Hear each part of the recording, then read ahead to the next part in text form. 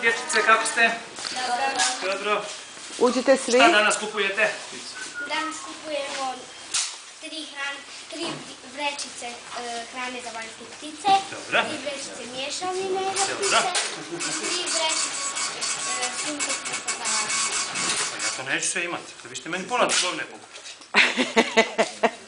Neću imati to sve trenutno, ali ćemo se potruditi da vam nabavimo. Što ne budemo imali danas, u najkraćem. Može? Da. Ajmo sada da vidimo. Samo da ovom čeki dam ovo.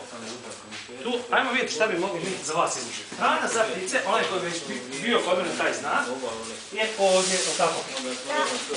Hrana za ptice u prirodi, to smo rekli sada. I suncokret smo rekli. I rekli smo nešto miješano. Uzmamo još jedan suncokret, može?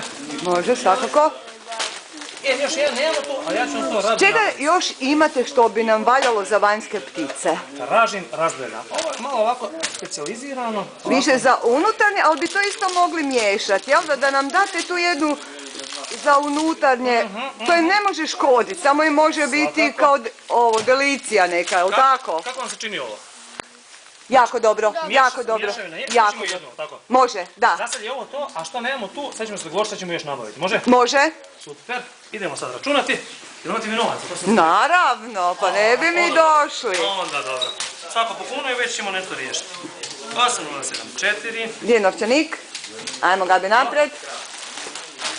Ti si najozbiljniji, ti nosiš novca, tako? 7, 4, 5. Kad počinje raspust? Sutra nam je zadnji dan. Tako su i moji možda isto. Suncokreta. Kiliksu imamo. Dva. I sad ćemo vam jednu vrećicu, može? Ako može dvije, da jedan ne nosi. To se mi misli. Ko je najjači da nosi? Svi naravno. 68 kuna 45 lipa, mladiću, molim. Evo za tebe, pa se možete kasnije mijenjati ako te bude ruka bolna, važi? Što da daj nekom drugom. Dobro, hvala.